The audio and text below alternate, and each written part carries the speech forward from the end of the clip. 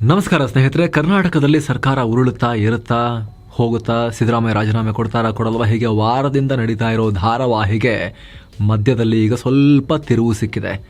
ಒಂಚೂರು serial popular ಆಗ್ತಿದ್ದ ಹಾಗೆ ಸ್ವಲ್ಪ ಡ್ರ್ಯಾಗ್ ಮಾಡಿ ಎಕ್ಸ್ಟ್ರಾ ಸೇರಿಸ್ಬಿಟ್ಟು ಎಳಿತಾರಲ್ಲ, ಆ ಥರ ಮಾಡ್ತಾ ಇದ್ದಾರೆ. ಈಗ ಇದೇನು ಬಿತ್ತು ಕುರ್ಚಿ ಬಿತ್ತು ಅನ್ನೋ ಟೈಮ್ನಲ್ಲಿ ಇಬ್ಬರು ನಾಯಕರು ಮಹತ್ವದ ಬ್ರೇಕ್ಫಾಸ್ಟ್ ಮೀಟಿಂಗ್ ಮಾಡಿದ್ರು, ತಿಂಡಿ ತಿಂದ್ರು. ಅದಾದ್ಮೇಲೆ ಅದೇ ಎನರ್ಜಿಯಲ್ಲಿ ಒಂದು ಪತ್ರಿಕಾಗೋಷ್ಠಿಯನ್ನು ಮಾಡಿದ್ರು. ಆದರೆ ಸ್ನೇಹಿತರೆ, ಕುರ್ಚಿ ಕುಸ್ತಿ ಮುಗುದಿಲ್ಲ. ಇಲ್ಲಿ ಅಲ್ಪ ವಿರಾಮ, ಕದನ ವಿರಾಮ ಘೋಷಣೆಯಾಗಿದೆ. ಯಾಕೆ ಮುಗುದಿಲ್ಲ ಅಂತ ಹೇಳ್ತಿದೀವಿ ಗೊತ್ತಾ? ಏನು ಕುರ್ಚಿ ವಿಚಾರದಲ್ಲಿ ಮುಂದೇನು ಅನ್ನೋದ್ರ ಬಗ್ಗೆ ಹೈಕಮಾಂಡ್ ಏನು ಹೇಳ್ತದನ್ನು ಕೇಳ್ತೀವಿ ಅಂತ ಹೇಳಿದ್ದಾರೆ. ಸೊ ಟೈಮ್ ಬೈಯಿಂಗ್ ನಡೆದಿದೆ, ಇಲ್ಲಿ ಸಮಯವನ್ನ ಖರೀದಿ ಮಾಡೋ ಪ್ರಯತ್ನ ನಡೆದಿದೆ ಅಷ್ಟೇ. ಒಂದಷ್ಟು ಟೈಮ್ ಬೇಕು ನಮಗೆ ಅನ್ನೋ ಥರದಲ್ಲಿ ಹೈಕಮಾಂಡ್ ಹೇಳಿದ್ದಾರೆ ಇವರಿಗೆ, ಸ್ವಲ್ಪ ಸುಮ್ಮನಿರ್ರಿ, ನೀವು ಸೆಷನ್ ಮುಗಿಸ್ಕೊಳ್ಳಿ ನೋಡೋಣ ಅಂಥೇಳಿ. ಅದಕ್ಕೋಸ್ಕರ ಹೈಕಮಾಂಡ್ಗೂ ಥಿಂಕ್ ಮಾಡೋಕ್ಕೆ ಟೈಮ್ ಬೇಕಲ್ಲ. ರಾಹುಲ್ ಗಾಂಧಿ ಅವರಿಗೆ, ಸೋನಿಯಾ ಗಾಂಧಿ ಅವರಿಗೆ ಯೋಚನೆ ಮಾಡೋಕ್ಕೆ ಟೈಮ್ ಬೇಕಲ್ಲ, ಮಲ್ಲಿಕಾರ್ಜುನ ಖರ್ಗೆ ಅವರಿಗೆ. ಹಾಗಾಗಿ ಸದ್ಯಕ್ಕೆ ನೀವು ಹಿಂಗೆ ಗಲಾಟೆ ಮಾಡ್ತಾ ಇದ್ರೆ, ಪೋಸ್ಟ್ ಮೇಲೆ ಪೋಸ್ಟ್ ಹಾಕೊಂಡು ಓಡಾಡ್ತಾ ಇದ್ರೆ ಮೀಡಿಯಾದವರು ಕೂಡ ಬಿಡೋದಿಲ್ಲ. ಅದೇ ಇಶ್ಯೂ ಆಗುತ್ತೆ. ಜನ ಕೂಡ ನಮಗೆ ರೊಚ್ಚಿಗೆ ಹೇಳ್ತಾರೆ, ನಮ್ಮ ಮೇಲೆ, ಪಾರ್ಟಿ ಮೇಲೆ ರೊಚ್ಚಿಗೆ ಹೇಳ್ತಾರೆ. ಹಾಗಾಗಿ ಸ್ವಲ್ಪ ಸೈಲೆಂಟ್ ಆಗಿಬಿಡಿ, ಈಗ ಏನು ಮಾತಾಡಬೇಡಿ, ಎಲ್ಲ ಸರಿದೇನೋ ತೋರಿಸ್ಕೊಳ್ಳಿ, ಟೈಮ್ ಸಿಗುತ್ತೆ, ಆಮೇಲೆ ಡಿಸಿಷನ್ ಮಾಡೋಣ ಅಂತ ಹೇಳ್ದಂಗೆ ಕಾಣಿಸ್ತಾ ಇದೆ. ಅದಕ್ಕೋಸ್ಕರನೇ ಒಂದು ಸಣ್ಣ ಪಾಸ್ ಕೊಟ್ಟಿದ್ದಾರೆ. ತೀರ್ಮಾನ ಹೈಕಮಾಂಡ್ ಮಾಡುತ್ತೆ, ಅವ್ರು ಹೇಳ್ದಂಗೆ ಇಬ್ಬರೂ ಕೇಳ್ತೀವಿ ಅಂತ ಇಬ್ಬರೂ ಹೇಳಿದ್ದಾರೆ. ಡಿ.ಕೆ. ಶಿವಕುಮಾರ್ ಅವರು ಹೇಳಿದ್ದಾರೆ, ಸಿದ್ದರಾಮಯ್ಯ ಅವರು ಹೇಳಿದ್ದಾರೆ. ಅದರ ಅರ್ಥ ಏನು? ಹೈಕಮಾಂಡ್ ಏನೋ ಹೇಳೋದಿದೆ ಇನ್ನು ಅಂತ. ಮುಗುದಿಲ್ಲ, ಹೈಕಮಾಂಡ್ ಸ್ವಲ್ಪ ಟೈಮಲ್ಲಿ ಹೇಳುತ್ತೆ, ಅಲ್ಲಿ ತನಕ ಸುಮ್ಮನಿರಬೇಕು ಅಷ್ಟೇ.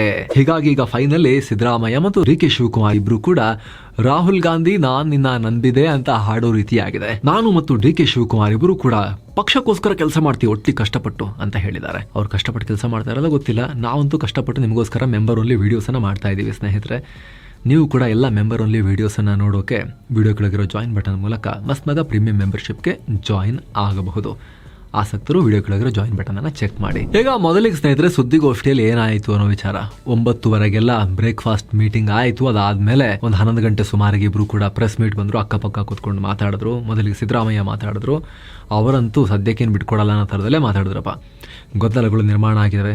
ನಮ್ಮ ಉದ್ದೇಶ 2028ರ ವಿಧಾನಸಭಾ ಚುನಾವಣೆ, ಲೋಕಲ್ ಎಲೆಕ್ಷನ್ ಕೂಡ ಹತ್ತಿರಕ್ಕೆ ಬರ್ತಾ ಇದೆ. ಹೀಗಾಗಿ ಅದರ ಬಗ್ಗೆ ನಾವಿಬ್ಬರು ಚರ್ಚೆ ಮಾಡ್ತಾ ಇದ್ದೀವಿ.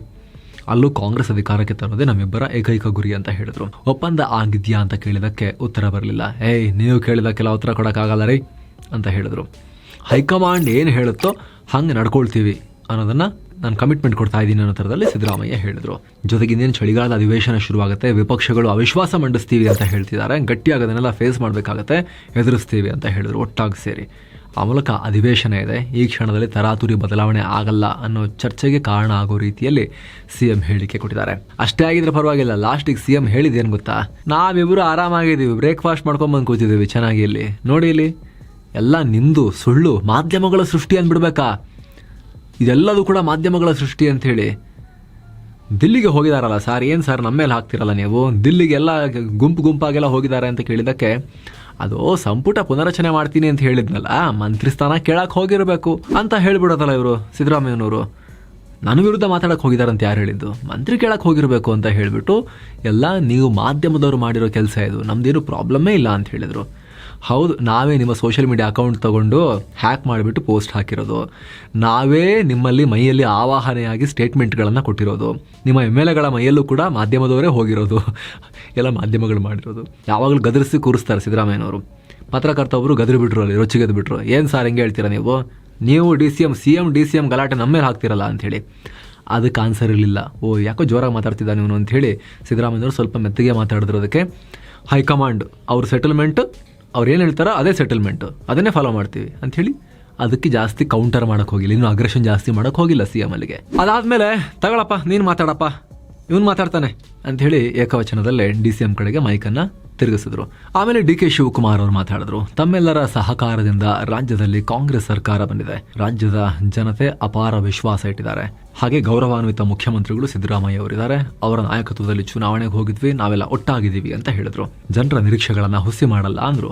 ಹೈಕಮಾಂಡ್ ಹೇಳಿದ್ದನ್ನ ಕೇಳ್ತೀವಿ, ನಮ್ಮ ಮನೇಲೂ ಕೂಡ ಊಟ ಇಟ್ಕೊಂಡಿದ್ದೀವಿ, ನನ್ನ ಮನೆ ಕರೆದಿದ್ದೀನಿ, ಚೀಫ್ ಮಿನಿಸ್ಟರ್ ಬರ್ತಾರೆ 2 ದಿನದಲ್ಲಿ, ಅಲ್ಲಿಗೆ ನಾವು ಊಟಕ್ಕೆ ಜೊತೆಯಾಗ್ತೀವಿ ಅಂತ ಹೇಳಿದ್ರು. ಅಷ್ಟೇ ಅಲ್ಲ, ತಮಗಿರೋ ತಾಳ್ಮೆ ಬಗ್ಗೆನೂ ಮಾತನಾಡಿದ್ದಾರೆ.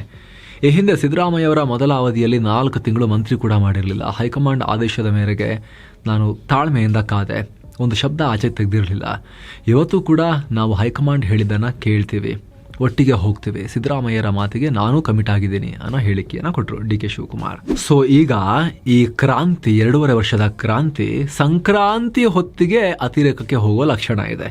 ಅಧಿವೇಶನ ಮುಗಿದ ಮೇಲೆ ರಾಹುಲ್ ಗಾಂಧಿಗೆ ಟೈಮ್ ಸಿಕ್ಕಿದೆ ಈಗ, ಅಥವಾ ಆ ಟೈಮ್ ಸಿಗೋ ರೀತಿಯಲ್ಲಿ ನೋಡ್ಕೊಂಡಿದ್ದಾರೆ.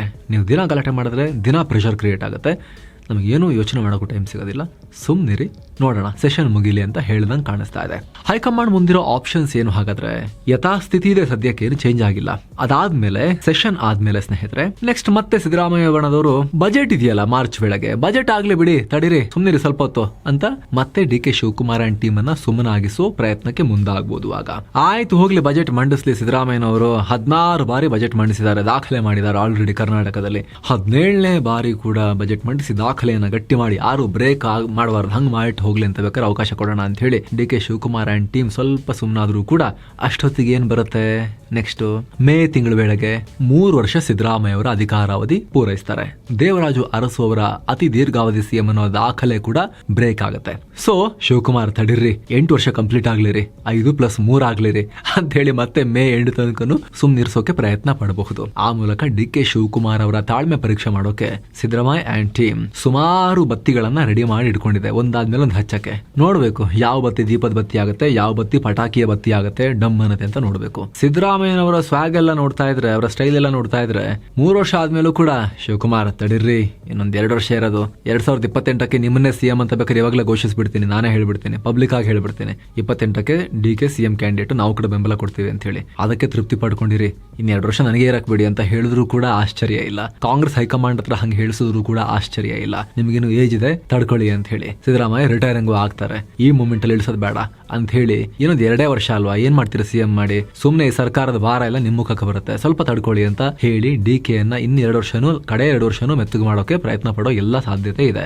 ಹೀಗಾಗಿ ಒಟ್ಟಿನಲ್ಲಿ ಸ್ನೇಹಿತರೆ, ಪಟ್ಟದ ಆಟದ ಸಿನಿಮಾದಲ್ಲಿ ಈಗ ಇಂಟರ್ವಲ್ ಬಂದಿದೆ, ಎಲ್ಲ ಇದ್ದೀಗ ಹೊರಗೆ ಹೋಗಿದ್ದಾರೆ, ಮತ್ತೆ ಬಂದು ಅಸೆಂಬಲ್ ಆಗಿ ಸಿನಿಮಾ ಶುರು ಆಗೋದು ಬಹುಶಃ ಸಂಕ್ರಾಂತಿ ಬಳಿಕ. ಸಿನಿಮಾನೋ ಧಾರಾವಾಹಿನೋ ನೋಡೋಣ ಏನಾಗುತ್ತೆ ಅಂತ ಹೇಳಿ. ನಿಮಗೆ ಅನಿಸ್ತಾ ಇದೆ ದಯವಿಟ್ಟು ಕಾಮೆಂಟ್ ಮಾಡಿ ತಿಳಿಸಿ. Thank you so much. ಮತ್ತೆ ಭೇಟಿ ಆಗ್ತಿರೋಣ. ಆಗ್ಲೇ ಹೇಳಿದ ಮಸ್ಮಗ ಪ್ರೀಮಿಯಂ ಮೆಂಬರ್ಶಿಪ್ಗೆ ಜಾಯ್ನ್ ಆಗೋ ಆಸಕ್ತಿ ಇರೋರು ವಿಡಿಯೋ ಕೆಳಗಿರೋ ಜಾಯಿನ್ ಬಟನ್ ಮೂಲಕ ಮೆಂಬರ್ಶಿಪ್ ಫ್ಯಾಮಿಲಿಯನ್ನ ಸೇರಬಹುದು. ನಮಸ್ತೆ ಸ್ನೇಹಿತರೆ.